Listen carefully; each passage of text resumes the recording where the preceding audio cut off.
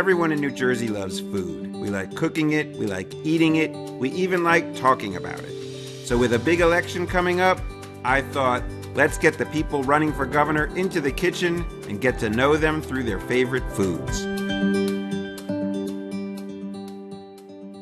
My name is Mikie Sherrill, and I'm running to be the next governor of the great state of New Jersey. There are so many things I love about New Jersey. I love that somebody said it's a small state with big wow, and I totally believe that. I really love all the towns. It's the most densely populated state in the nation, but it has a real town feel, so we live in Montclair. And in my town, I know the police chief, I know my kids' teachers, I run into them on the street, I know shop owners. I really like that feeling in New Jersey. Today on Cooking with Koppell, I will be making what my husband calls eggs Montclair, which is sort of a derivative of eggs Benedict, and the special ingredient is, of course, Taylor ham. I absolutely love Taylor ham, and this has been a controversial subject in my governor's race. There are some people that insist that they only like pork roll. I don't find that very appetizing. But my family does absolutely love Taylor ham. I love it on a bagel. I love it on a roll. I love it on eggs Montclair.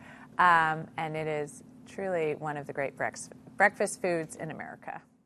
Okay, I'm here with Representative Mikie Sherrill. Mikie, what are we going to be cooking today? Well, we are going to be cooking something called eggs Montclair. It is an invention of my husband, Jason. Eggs Montclair. Eggs Montclair. We live in Montclair, New Jersey. Sounds very classy. It's very classy with our 4 kids and 2 dogs. It's always very classy. And what does this mean to you? Why is this the dish that we're cooking today? So as I have gotten older and my metabolism has just stopped, the most extravagant thing is to have something that is super high calorie on those special days. And so eggs Benedict is always a huge treat. But because we're in New Jersey and because we love Taylor ham, instead of Canadian bacon, this has Taylor ham. So Taylor ham. that makes it eggs Montclair. By the way, you're just going to go all in. It's just Taylor ham. It's just you have no amendment to that. No, sir. Okay. I do not. Okay. I do not. So people say, like, the politician tries to have it both ways, but no. I'm a different kind of leader. There's no pork roll mention. I'm cutting through the status quo. I'm a little shocked by that. Okay. I'm authentic. I'm speaking truth to power. No, it is Taylor ham. Okay. So what's your order? We've got a lot of different elements in front of us. So all right. What's the attack plan? So we got to start. So we did there with the attack plan. I think that was a little bit of a. Maybe helicopter thing? I was foreshadowing. That's why I was ready. I was foreshadowing a little bit. I was ready. There. Okay, so what do we do first? So my brother-in-law says with pork, low and slow. So let's get the Taylor ham started. Okay. All right. So we got the induction stove going. All right. And then for the Taylor ham, a little bit of oil for that. No. No. Okay. What I like to do is do a couple cuts on it because otherwise it like rolls up funny. Okay. So I just do the little cuts like that. There we go. Here, well, I'll let you. I'll go over here. Do that. Although maybe. Or I can do it. Maybe we want to do one cutting board for the ham and one for the vegetables. All right, that makes sense. The raw ham stuff. So we'll do that, and then. We'll just let that go. Yep, and just let that go. And that looks like maybe one more. Sure. Well, we've got It'll 4 cook down muffins. a little. Okay, so we better do one more. There you go. So everybody gets to enjoy. So this isn't so a lot of the recipes that I cook on the show are, the ancestral recipe from the old country. So were there great grandparents making eggs Montclair back in where Taylor ham was probably invented years ago. No. What was it? Which county? County Cork. County Cork. That's the Donovan ancestral Donovan home, my homeland. Mom's family. Yes. Okay. Yes. So this is County Cork.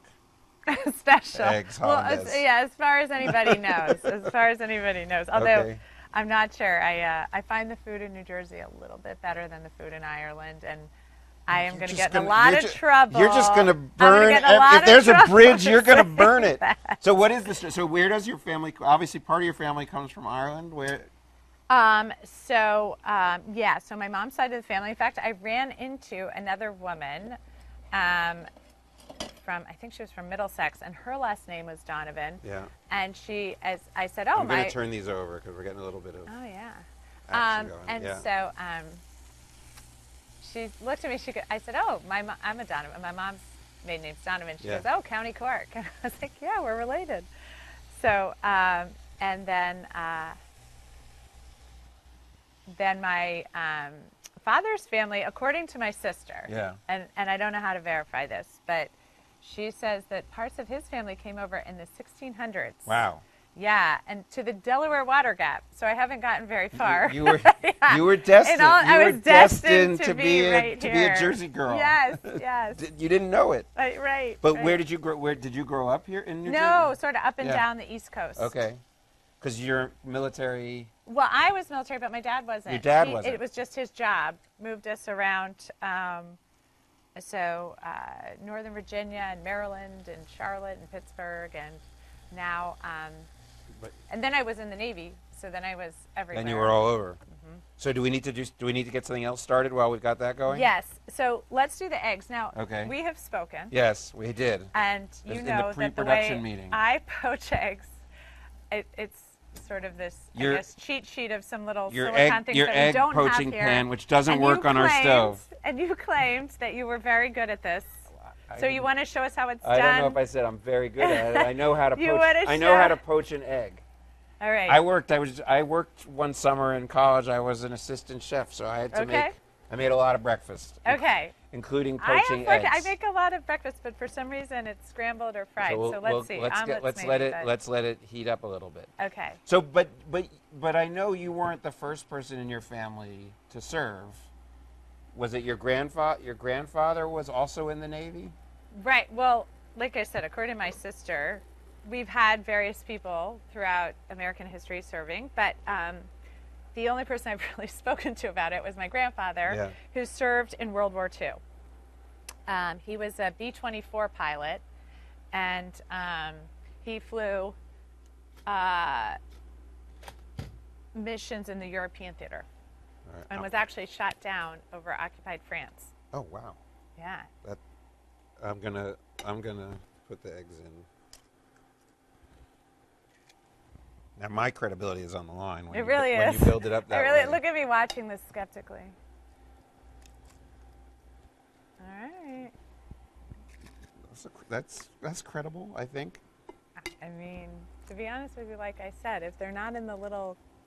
No, they hang together. You don't. Nice. They don't have to be in the little cups. All right. It's a little neater that way.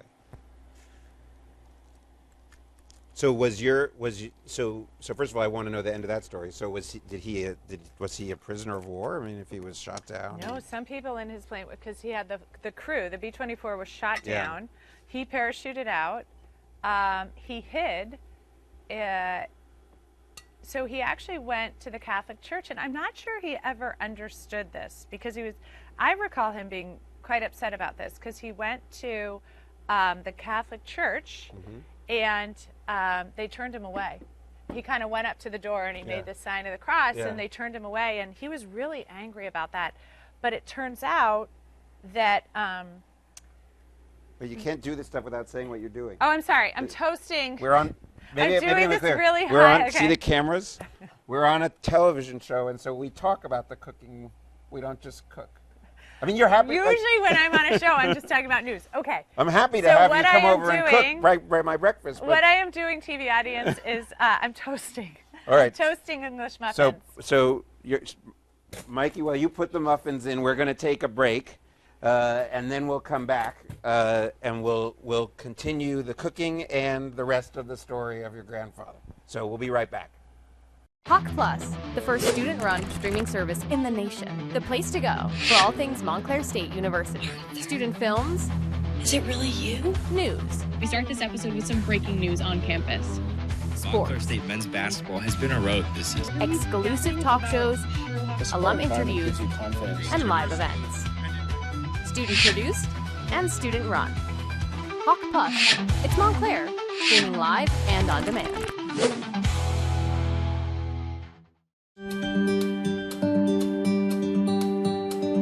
Okay, so we're back. We've got muffins toasting. I'm ready to take the eggs out.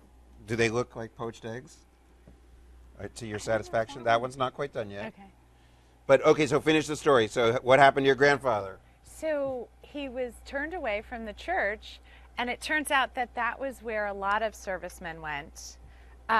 So the church kind of knew that, and so they were saying, like, go away, because as soon as the Nazis, when they would see a plane go down, they would go around the town looking to pick up everybody. And some of the people in his crew, they all parachuted out to different areas. And I'm going to get the English muffins out of the toaster and put them on the plate. Okay. I feel like this is like in the Navy with all the rules. So they picked some of them up, and some of them did go to POW camps. But he went to the rectory, and I went there later, and it does, like, there's a little kind of hill that goes down outside of it, and he went down the hill and kind of hid there, and one of the ladies came out, and I'm going to chop some of the chives to put on top, and one of the ladies came out, and she gave him some food, and then these guys came in a wagon, and he got in this wagon, and they put a tarp over him and took him out to this farm, and that was the Free French. And he didn't really speak French very, I mean, he'd taken it, but now I know where my kids get it, because he'd actually taken French, I think, for years and spoke none of it. And so I just want to add this to the list. I just want to check it off. So now you're insulting your kids' French? Was that what that just was? they take Spanish. Okay.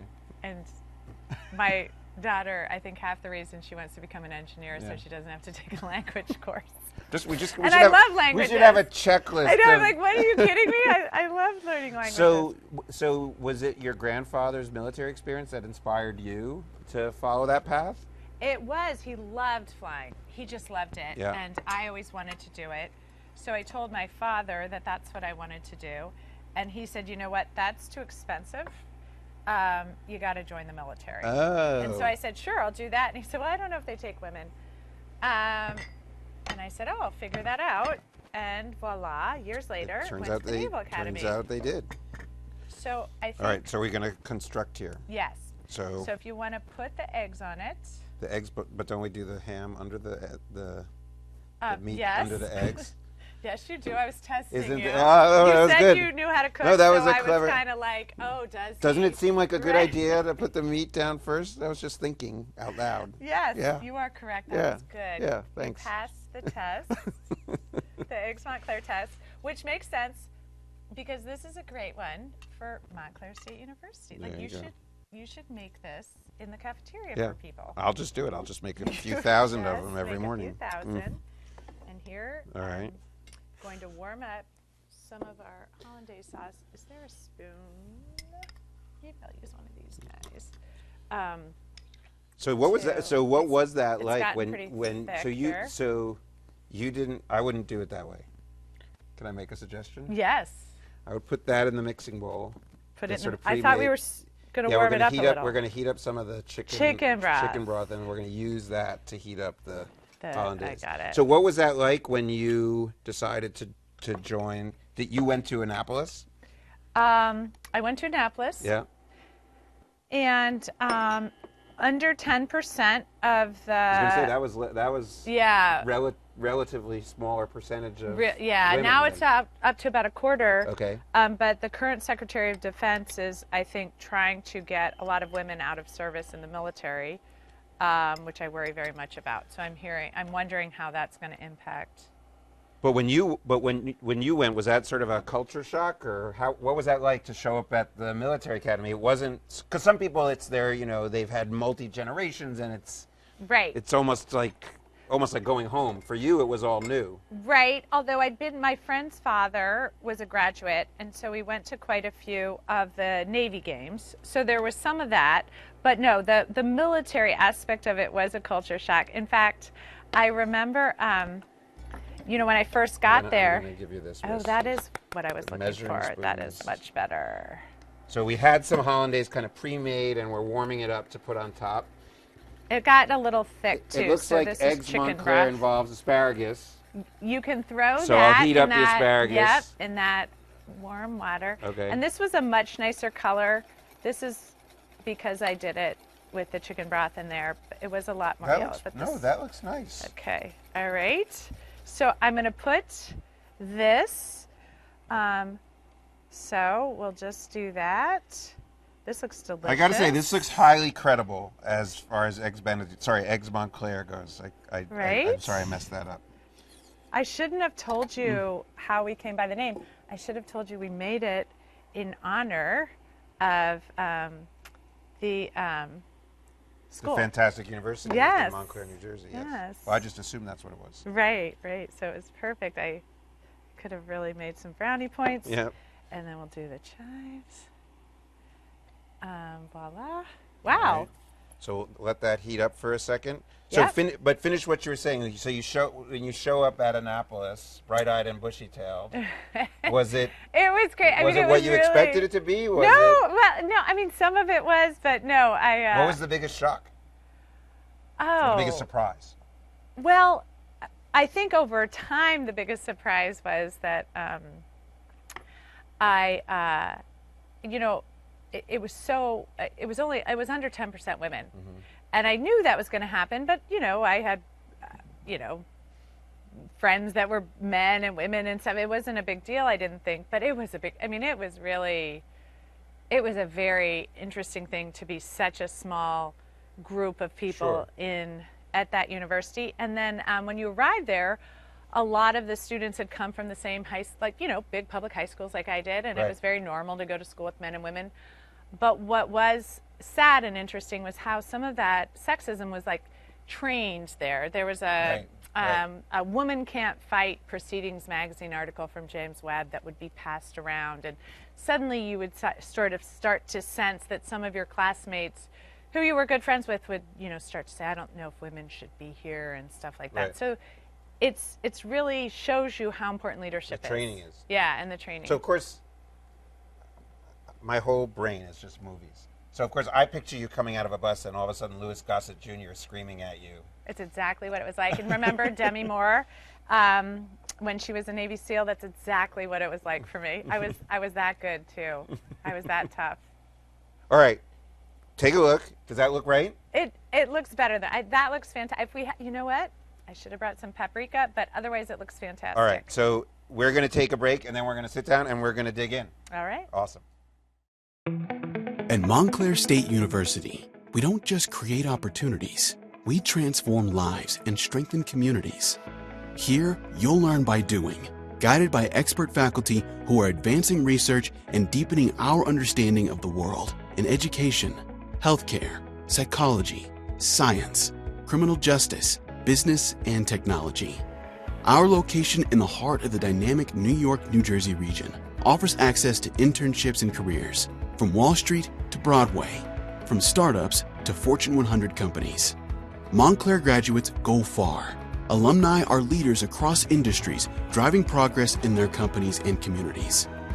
At Montclair, we believe in your future and make it possible with an education that's both top tier and affordable.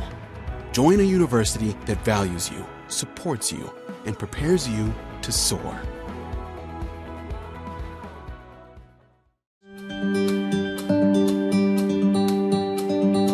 Okay, now we're ready to eat. This looks really good. Paint a picture, though. If we were at your home eating this, who would be around the table? What would we have with it? What would it look like? Set a scene for me. Yeah. So if my mother-in-law was here, we would be having a Ramus Fizz. Well, I shouldn't say we. Okay.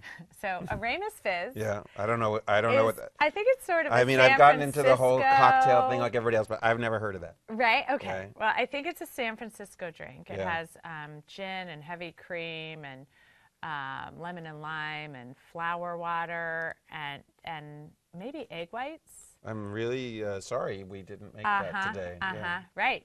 So I would be having a mimosa. I was going to say a mimosa would go well with this. Yeah, maybe not as exciting, but yeah. But all right, let's. I'm dig it? I'm Okay. sorry that we don't have that because of the verisimilitude. tradition. But Uh-huh. see, look at that egg yolk flowing. I don't Okay, know. let me Can we see. get the flowing egg yolk cam, because that is a see. perfect poached egg. Ooh, I want the tight shot on that. I will give you credit. All right, yes, there you go. it is great.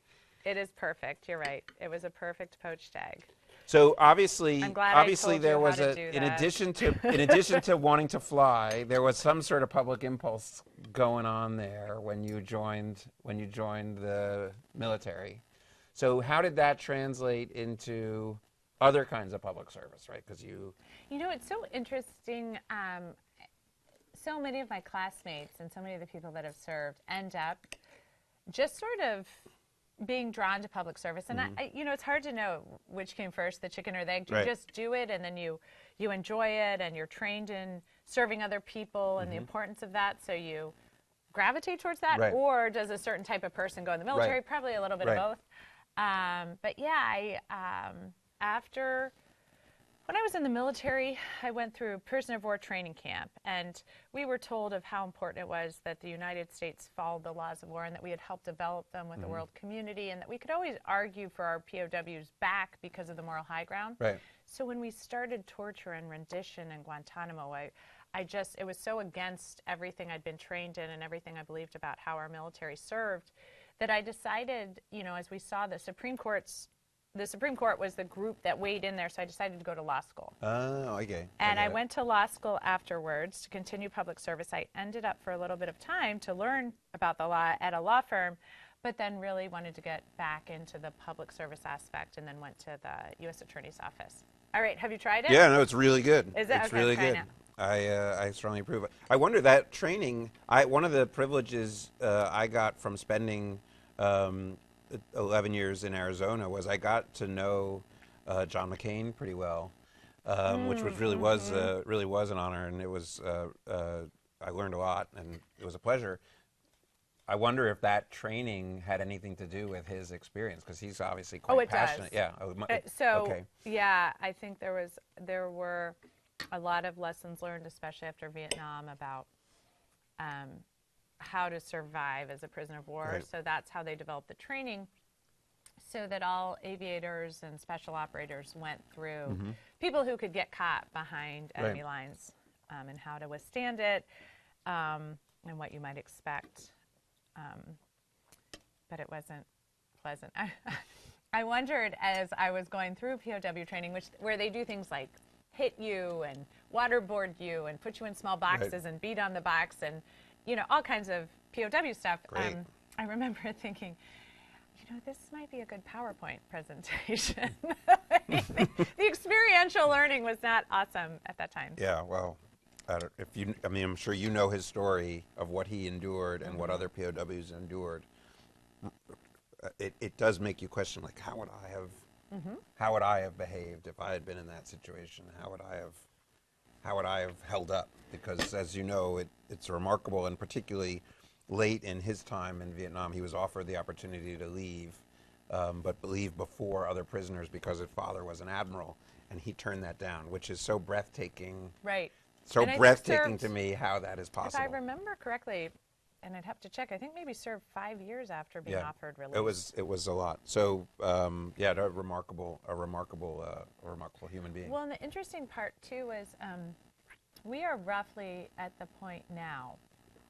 So when I was at the Naval Academy, the Vietnam veterans were roughly my age. So we're kind of at the same. Oh, that's interesting. Yeah. And so they were definitely a presence. Admiral Stockdale spoke, and remember he ran for vice president. I've got some good stories about that, but we don't have time. And certainly John McCain, Admiral Lawrence. So a lot of the Vietnam veterans, including ones who were POWs, were regular speakers at the Naval Academy. And certainly, as you said, you would think, wow, what dedication, and how would I... What choices would I have made, and kind of thinking through that. Yeah, it's a hard thing. So transition a little bit, because one of the things that's interesting, many fewer people go into military service than at other times in our history, and I think something's lost there in terms of cultivating the public service impulse. And so I'm interested, how would you how would you encourage a young person to get into public service? Because something that I care a lot about, and we as a university are really focused on cultivating an ethos of public service. Based on your own story and your own experiences, what would you say to a person, not necessarily on partisan grounds, for a public policy reason, but just as a general pitch, why public service has been a good path for you and why others maybe should follow it? In talking to even World War II veterans and people who've served, I think we've really lost something in losing the draft. And I'm not saying that everybody has to go into military service. I think there's Peace Corps, there's AmeriCorps, there's the Health Corps. But what the draft did was take people from all parts of this country and weave them together. Yeah. And now when we see how stovepiped we all are and how often we have no idea how other people think, or we're even moving ourselves by choice into smaller and smaller communities of people who think like we do. Right. And I think what that does is demonize people who don't think like us. Yeah. And when you serve with people, even if you completely disagree with them or think that they are way off base, you get to know them, you know their history, you might meet their parents, you know their background, and they become humans. They become humans, and the most moving story I've ever heard on this was from a gentleman who's since passed away. He's a World War II veteran, and he was a Jewish guy from New York City, and he was in basic training, and he said, and he was probably about my height, and he said this, I'm standing there, and this big, German-American guy comes up to me, and he's just kind of standing there, and he keeps following me, and finally I go, what do you want? And he goes, I'm a German-American from Ohio, and my mom told me to find a good Jewish boy, and we would go serve together and stick together, and we would both come home together. And as he's telling me this story, he's getting tears in his eyes, I'm getting tears in my eyes, and he said, and we did. Yeah. And he served in some of the most dangerous, he was, Easy Company. I mean, what some of the movies have been made of his company and what they did. And he said, we went over together and we both came home together. Yeah. And because of that friendship, his friend from Ohio came to visit him in New York, and I'm sure got to know about the Jewish faith. He went to visit his friend in Ohio and got to know about other world, a completely different world and more rural area. And those relationships that would never have happened without that military service. Yeah, well, I think it'd be great if we had a year of compulsory service and brought people together. We've tried to really do that in Congress. It would be a good. We keep trying. It would be a good thing. Yeah, I know the whole history because this is a passion of mine, and I think that would be great, and it would be unifying. It would be unifying. It would be a solid thing, and I think we've got so many talented young people, and there is an impulse. I think there is an impulse to serve, but it's got to be cultivated. You have to have those pathways. Right. You got to give people a chance to experience the return. By the way, one thing I should point out in terms of the talent, everybody who's involved in this program, they're all Montclair grads. Every person behind every camera, every person. The directors, the producers, they're all graduates of Montclair State University. And so now there's no if they shortage go of off talent. into the world, they can make Eggs Montclair. So that's part. Who knew that was part of their education? As an ode to their roots. There you go. They'll take Eggs Montclair with them. Well, this has been a lot of fun. It was delicious too. It was. So thank you for sharing your recipe, and thank you for sitting down and talking with me. That was a great thing. Certainly my pleasure. And, thanks. Look forward to many more breakfasts, but without the Aramis fizz. Yes. In my future. Very good. Thank you. Thanks.